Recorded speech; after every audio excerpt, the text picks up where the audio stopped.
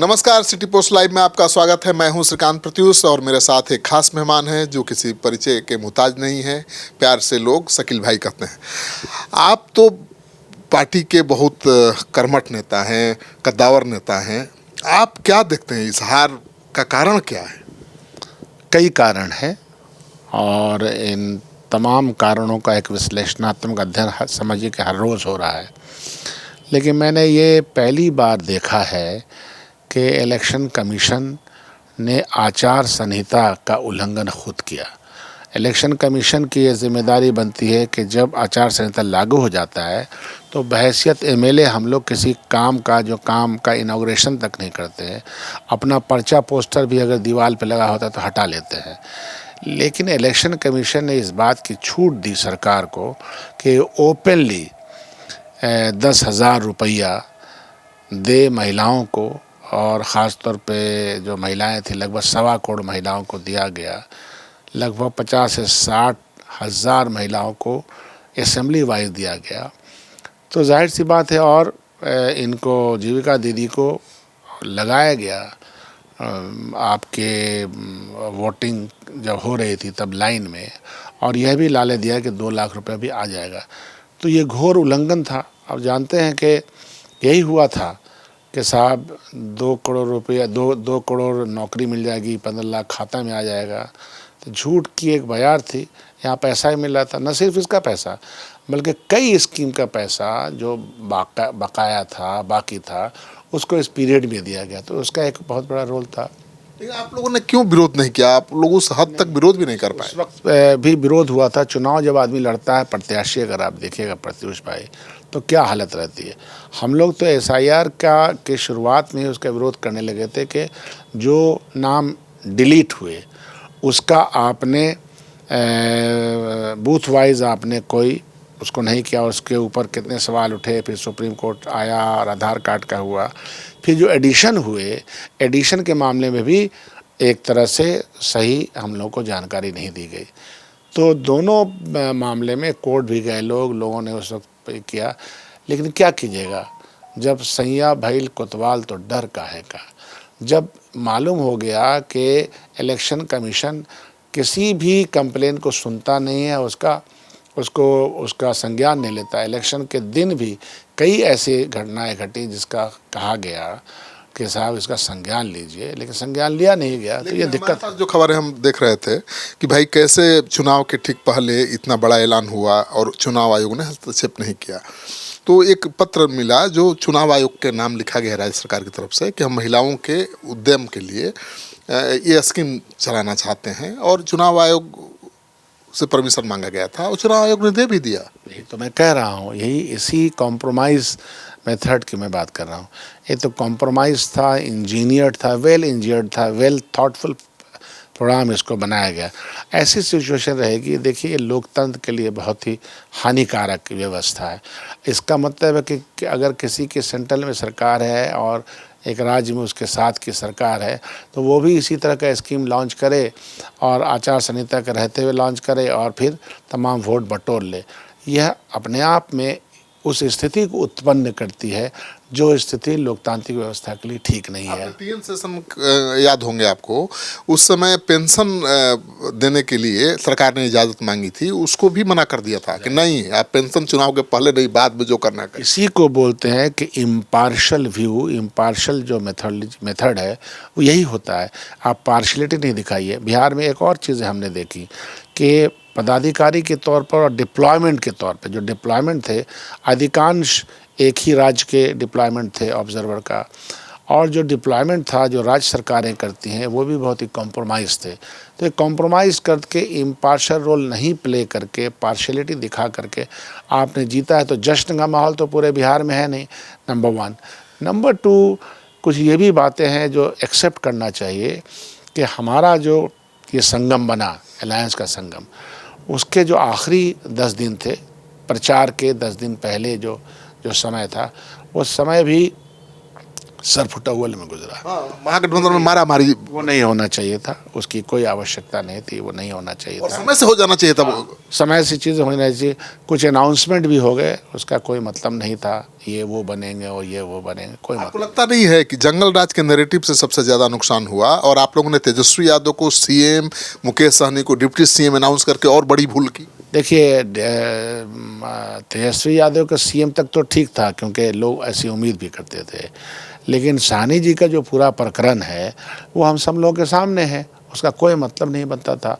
और इसी नैरेटिव को लेकर के ओवैसी जैसा कम्युनल आदमी भी आ गया फील्ड में, और उन लोगों के कहा उकसाया कि देखो ये हम लोग 17% है, कोई नहीं पूछ रहा है, 2% वाला डिप्टी सीएम। ओवैसी का जो सामने होकर के जिस भाषा का इस्तेमाल किया, जिस भाषा का लोकतांत्रिक व्यवस्था में कोई मतलब नहीं है, कट्टरवाद के खिलाफ, हिंदू कट्टरवाद जो हिंदुत्व के द्वारा प्रस्तुत है, उसी तरह से अगर मुस्लिम कट्टरवाद ओवैसी के द्वारा प्रस्तुत होगा तो वो जो स्पेस है, भाईचारे का स्पेस जो है, आपस में मेल जेल का जो स्पेस है, वो ख़त्म हो जाएगा और अल्टीमेटली भारतीय जनता पार्टी रूपी पार्टी को फ़ायदा पहुंचेगा। ये सब चीज़ें इस घटनाक्रम का हिस्सा बनी है। लेकिन तेजस्वी यादव का चेहरा भी कहीं ना कहीं से जिम्मेवार है। जंगल राज का नैरेटिव इतना मजबूत बना रील्स से, गाने से, जिसकी वजह से लोग डर गए। मुझे ताज्जुब है कि ये गाने क्यों नहीं रोके गए। इन गानों पे अभी तो चीज़ें आ रही कि लोग नाच रहे थे। अगर ये नारे पर लोग एंजॉय नेता कर रहे हैं। नारे अश्लील थे, नारों में ऐसा लग रहा था कि आप एक मैचो का अंदाज हो रहा है, तो बहुत ही गलत था। ये भी नहीं होना चाहिए था, और ये हुआ, उसको रोका नहीं गया। और जो पुराना नैरेटिव था उसको मौजूदा सरकार ने भुनाने में कामयाबी हासिल की। तो मिला जुला के अगर आप एनालिसिस कीजिएगा तो ये सारी घटनाएं हुई, लेकिन बड़ी घटना ये है कि जिस तरह से ब्राइब किया गया वो इलेक्शन के इतिहास में कभी हुआ नहीं है। तो अब कांग्रेस क्या करेगी? कांग्रेस में तो मांग उठ रही है कि अब एकला चलो, अपने दम खम पर चुनाव लड़ो, क्योंकि पार्टी का संगठन तो कई जिलों में खत्म हो चुका है। आप बिल्कुल सही कह रहे हैं। हमारे 61 उम्मीदवार जो चुनाव लड़े थे और लगभग 59 दिल्ली पहुंचे थे, हमारे कांग्रेस पार्टी के शीर्ष नेतृत्व के सामने 1 बाय 1 ने यह बात अपनी रखी कि हम किसी भी तरह से अब राजद के साथ अलायंस में नहीं जाएंगे। दूसरी बात, जब कल भी मीटिंग हुई अध्यक्षों की, तो एक सुर में सबने ये कहा, तो गोया के चुनाव लड़ने वाले और चुनाव लड़ाने वाले जो हमारा है, हमारी जो भी ताकत है बिहार में, सब ने अल-ऐलान ये बात कहा है कि हमको राजद के साथ नहीं जानी चाहिए। तो फिज़ाओं में यह आवाज़ तो गूंज रही है, और हम लोगों ने भी तय किया है कि पहले तो हम अपने संगठनात्मक ढांचे को, संगठन को बहुत ही मजबूत करें, और मजबूत घर में बैठ कर के स्टेटमेंट देने से तो होगा नहीं प्रत्युष भाई। हमको स्टेटमेंट न दे करके, बल्कि मौजूदा सरकार की जो जनता विरोधी नीतियाँ हैं उनके खिलाफ जन जागरण में जाना पड़ेगा, अपना स्ट्रक्चर ठीक करना पड़ेगा, मॉनिटरिंग उसी करनी पड़ेगा। वो सब हम करने जा रहे हैं। लेकिन आपको नहीं लगता कि लालू यादव तो कांग्रेस के सीने पर पैर रख कर ही आगे बढ़े? अब आरजेडी सिमट गई है 25 सीटों पर, तो कांग्रेस के लिए एक चुनौती में भी एक बड़ा अवसर छिपा हुआ है। इसमें कोई शक नहीं है। देखिए, हम लोग तो इतिहास पढ़ते हैं, आप भी इतिहास जानते हैं कि ऐतिहासिक रूप से 1990 का जो बैकग्राउंड है वो हम सब लोगों को मालूम है, और लगभग 35 साल हो गए हैं। तो जिस काम से लाभ नहीं मिलता है, कोई व्यक्तिगत किसी से कोई दिक्कत नहीं, तकलीफ नहीं, जब जिस काम से लाभ नहीं हो उस काम को छोड़ देना चाहिए। कहाँ लाभ आपको मिल रहा है? आप आरजेडी के साथ जब से हैं तब से आपकी सीटें घटती जा रही। इसीलिए मैं कह रहा हूँ, जब हम चुनाव 1990 में अकेले लड़े थे तब 71 सीट पे आए थे, फिर 95 में लड़े तो 23 सीट आए थे, फिर 2000 में लड़े, लेकिन जब 7 आते गए तो हमारी सीटें कम होती चली गई, और राजनीतिक लाभ जो हमको मिलना चाहिए था। देखिए, कांग्रेस पार्टी सबकी पार्टी है, कुल जमात की पार्टी, हर जमात के लोगों की समाहिता है इसमें। वो चीज़ें उस तरह से हो नहीं पा रही थी। हमको भी एक तरह से बैगेज के तौर पर हमारा भी इस्तेमाल होने लगा था। तो चीज़ें अब सामने खुल करके आई हैं। अब देखिए शीर्ष नेतृत्व से उसका फैसला, लेकिन मन में तो यही बात है। कांग्रेस में बहुत इनफाइटिंग है शकील भाई, आप मान देंगे। कांग्रेस में ही कई खेमे में विभाजित है। अब पूर्व अध्यक्ष है डॉक्टर अखिलेश प्रसाद, वो कितना रसाकसी देखने को मिल रहा है? नहीं, वो क्या है हमको समझ में भी नहीं आता। हालांकि जब उन्होंने राजद छोड़ा था तो इसी वजह से छोड़ा होगा लेकिन ऐसा उन्होंने अपना एक रूप रखा, और मेरे पूर्व अध्यक्ष रहे, मैं तो उनकी तरह नहीं कहता जैसा वो करते हैं अपना काम। मैं तो सफाई से बात करने वाला व्यक्ति हूँ।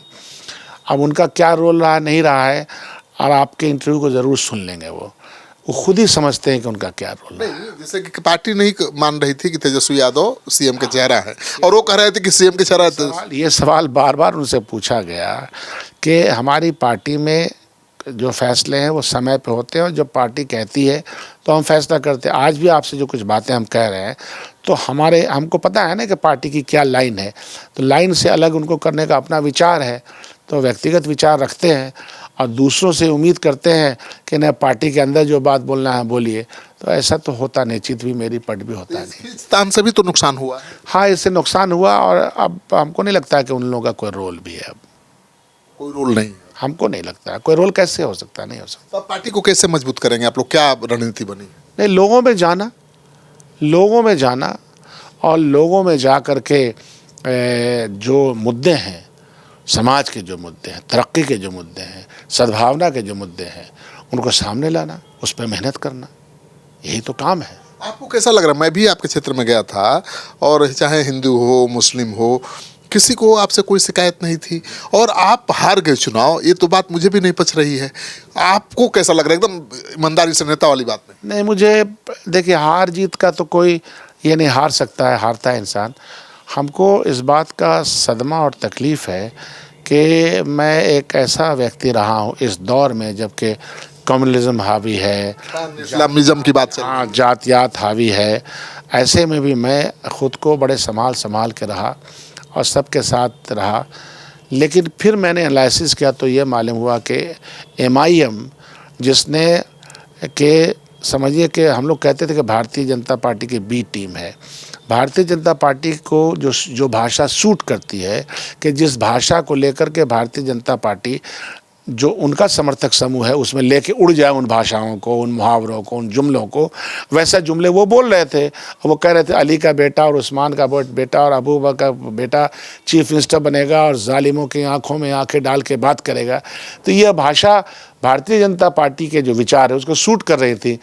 तो जाहिर सी बात है कि 11,500 वो ले गए, और उनकी इस भाषा से जो हमको 17-18 हज़ार वोट आज भी हिंदू भाइयों का मिला है। हमारा इतना वोट थोड़े सिर्फ मुसलमानों का है। मैं तो दोनों को लेके हमेशा चलता रहा, चलना भी चाहिए। मैं कांग्रेस पार्टी का आदमी हूँ। आपने तो वहाँ गौशाला के लिए भी अपना फंड दिया है। वो तो मेरा काम है, आज भी मौका मिलेगा तो आज भी जाएंगे, आज भी करेंगे। वो सब तो मेरा क्या, मेरे परिवार का वो अंदाज़ है। और यही देशभक्ति, राष्ट्रभक्ति, हिंदुस्तानियत कह लीजिए, भाईचारा, यही है। ये कहाँ एक दूसरे के ख़िलाफ़ सोचते हैं। तो ऐसी स्थिति में जो मेरा ये हुआ तो मुझे अफसोस लगा कि ऐसा कैसे हो सकता है। लेकिन वही होता है कि allegation counter allegation, communalism counter communalism, अगर ये होगा तो हमारे जैसा आदमी कहाँ टिक पाएगा, अफसोस लगता है। चलिए, तो आप सुन रहे थे शकील भाई को। वाकई मैं गया था इनके क्षेत्र में चुनाव के ठीक पहले, और हिंदू हो या मुसलमान सब एक साथ खड़े दिखाई दे रहे थे। लेकिन चुनाव का जो नतीजा है वो भी सामने है। तो शकील भाई के शब्दों में आपने सुना कि क्या वजह हो सकती है, क्या कारण हो सकता है, और MIM ने सारी परिस्थितियों का पूरा फ़ायदा उठाया, और नुकसान में कांग्रेस रही, सबसे ज़्यादा नुकसान में कांग्रेस रही।